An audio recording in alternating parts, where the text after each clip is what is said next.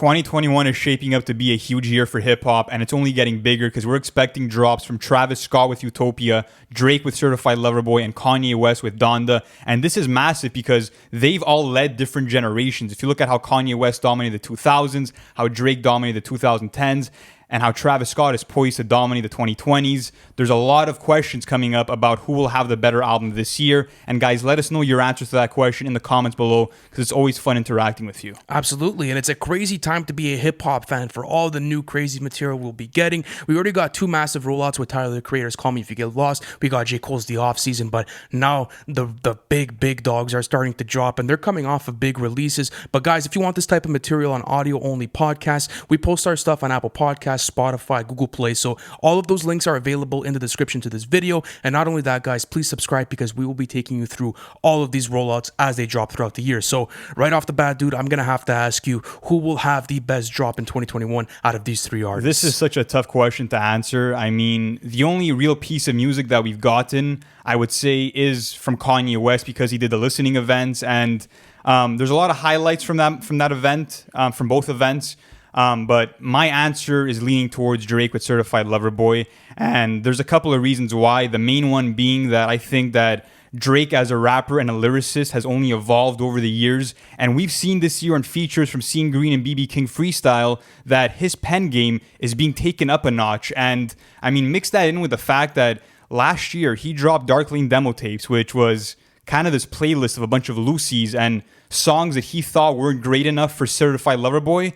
If that's the catalog that he thinks he can just give up, that tells me that Certified Lover Boy will be amazing because that set of songs was so good as it was. You got songs like Chicago Freestyle and When to Say When, which lyrically are some of Drake's best ever. And then you got songs like Deep Pockets and From Florida with Love, Losses. There's a lot of great material on there, but I'm going to go with Travis Scott's Utopia, and I think it's for a good reason. I feel as if right now Travis is reaching this peak in his career where creatively he's going into all kinds of different, directions. If you look at, let's say, what he's revealing on where he's going with the album, it's going to apparently be psychedelic rock, and we have heard some songs that are supposed to be on this project. I believe the one snippet that I've heard with West Side Gun is called Lost Forever. There's a couple of different titles from it, depending on the mix and the video that you go onto YouTube. But the one I know it as is Lost Forever. And that was previewed at the Dior fashion show in France. So if he's going with that type of aesthetic, I mean, listen, this is going to be revolutionary because you saw what he was able to do with Astroworld and the way that he was able to shift the game.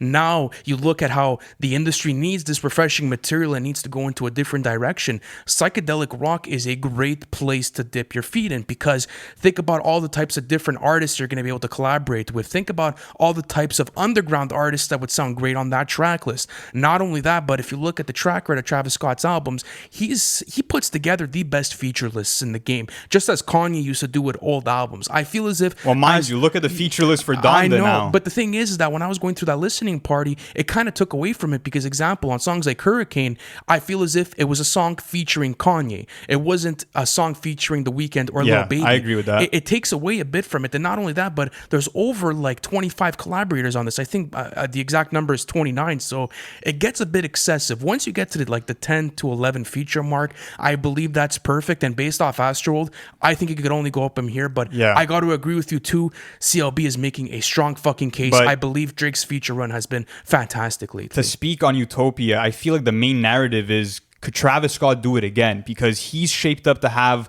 one of the best discographies of the last decade, and he hasn't missed, and he only leveled up from Birds going into Astroworld. And now, I mean, for me, Travis Scott has always been that artist to push boundaries, and right now, it sounds like he's going back into that experimental route, and you got that with the eerie sounds from Lost Forever, with the high-pitched vocals from James Blake, and you got Travis rapping with this very relaxed and focused flow, and it sounds like he might be focusing more on his actual rap performances rather than the sonics. But to me, it's just amazing because Travis Scott always delivers on that element of surprise. I mean, take, for example, that funky guitar and boom-bap style production on Coffee Bean. I mean, I love that Travis keeps surprising me with every drop. I mean, take also Piss on Your Grave from Rodeo. You would have never expected Travis to go into the industrial route, but he did it. So I feel like Travis Scott has the most potential to give us something new and something that's groundbreaking.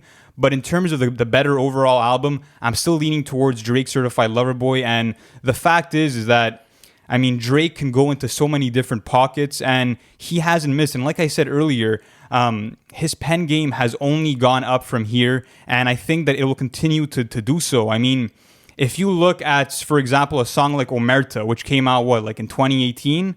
I mean, if you look at that, he has a bar on there, which is like... he has, I have hitters that I have gunners that will hit you out of nowhere like Epiphany. Like, if we get those double entendres and that kind of wordplay from Drake, it's fucking game over. Not only that, but mix that in with the R&B elements that he's going to bring in. I mean, what I love about Drake is that, listen, man, take a song like Wu-Tang Forever. He can literally go from one bar to the next, literally from singing to rapping. Like, the merge and the fusion of that makes Drake one of the most appealing artists in the industry. But let's talk about Kanye West Donda, and tell me why you didn't put it on the same level as Utopia and CLB, because it seems like you're debating between CLB and Utopia the most. Yeah, but just based on the material that I heard. By the way, Omerta dropped in 2019. I just did a quick Google search, so if you guys put that in the comment sections, we'll get to that. But at the end of the day, I listened to Donda, and I've had some time to grow with it because obviously, the MP4 version of the live streaming event was converted to MP3. You could get it and convert it onto iTunes, and you could have it on your streaming services. I like the material. There's a lot of great songs on there, but the thing is that I feel as if there's too many features on it. Like, I don't get to hear enough of Kanye, and I don't get to hear enough of like what he's been going through and what's been going on in his situation. Like, obviously there's a lot of great Kanye material on it, but take it and compare it maybe to like The Life of Pablo, an album that's very similar in structure, a massive feature list, around the same, track length. Not only that, but, a lot of different fuses of sonics. You have elements of gospel there. You also have, maybe a bit of, conscious rap on there with songs like 30 Hours and Real Friends and St. Pablo. So I feel as if it's a fair comparison to make, and I don't know where Donda's going to go, especially with the final mix. Well, the only thing I could say, though, is I haven't heard the final mix. So at the end of the day, I don't know what I'm going to be playing off Apple Music. From the first listening party to the next, we did see that the track list seemed pretty similar. You know what I'm saying? So, look, for me, the main thing is that I think there's a lot of highlights and a lot of strong points to Donda. Absolutely. I mean, think about the narration from Donda, Kanye's mother herself. Think about how deep he got on a song like Jesus Lord. My issue with Donda, like you said, the features is a big thing, man. I mean, how many fucking features did we have to sit through where it was like, I want to hear from Kanye West at the end of the day, right?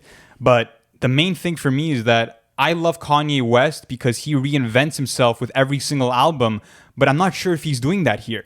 I'm not sure if he's reinventing himself too much. I feel like, for example, a song like I Know God Breathed on This, that sounds like part of the Yeezus era. If you look at a song, let's say like Moon, that maybe was part of the 808s and Heartbreak era. So I don't know where Kanye's really going to go.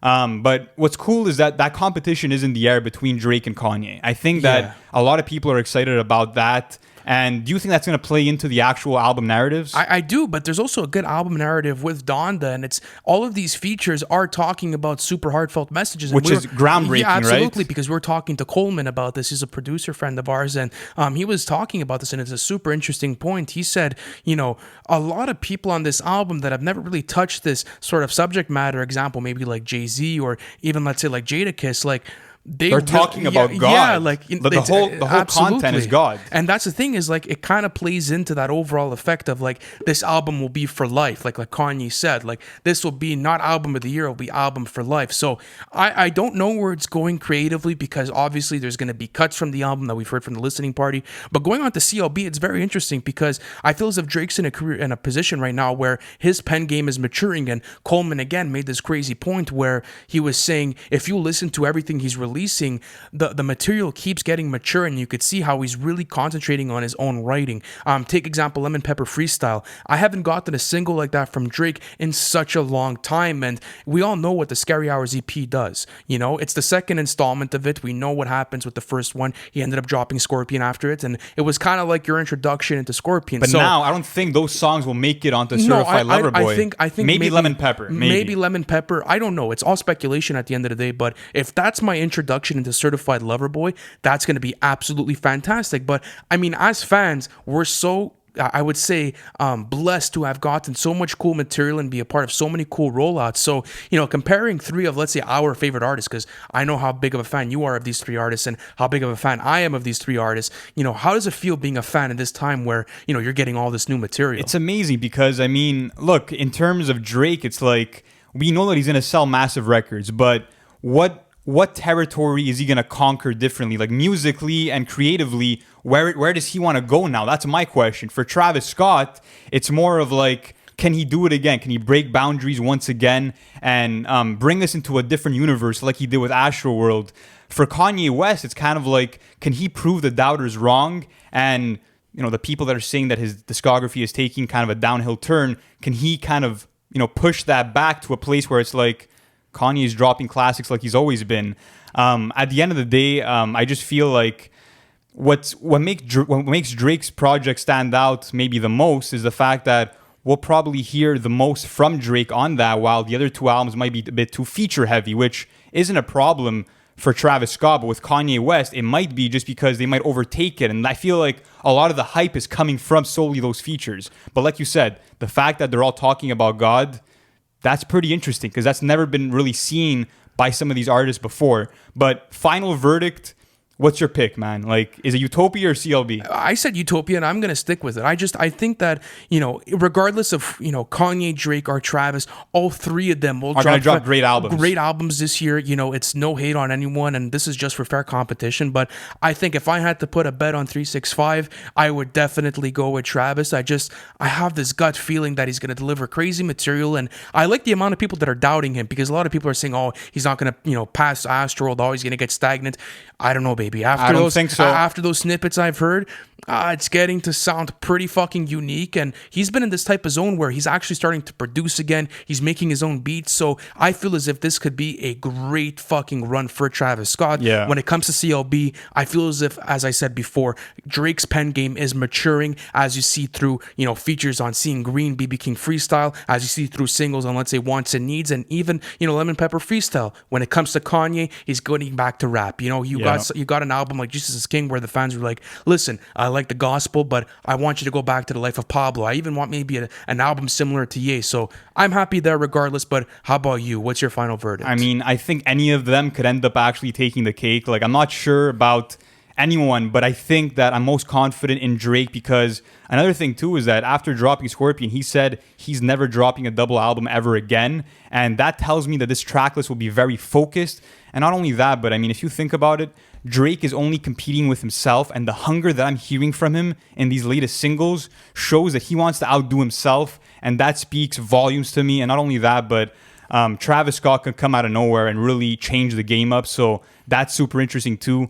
Last thing I want to end off with is the album sales. I'm predicting Drake selling the most, Travis Scott selling the second most, and Donda selling the third most. I'm going to guess 650,000 copies first week for Drake, 450,000 copies first week for Utopia, and 350 for Kanye. What are you I'm going? around that same ballpark. I don't think Kanye's putting up 350. I'm not sure though, because we do know that track length and then after that track list length actually play a big part in how many albums they're selling. So who knows where he's gonna play with it? But Jesus is King didn't crack that 300, and Ye didn't as well. As far as Travis Scott, obviously the merchandise bundles had a big part to play in hitting that 500,000 mark in 2018. Excuse me, but Billboard will not be including them, so that might take a dip down. And as far as Drake goes, I don't think he's hitting the 700s like he did with Scorpion, for the reason that he doesn't have, let's say, a God's Plan or let's say a Nice for What that were attributed to it, singles that would probably Laugh Now Cry Later is multi-platinum though. I know, but it's still not like,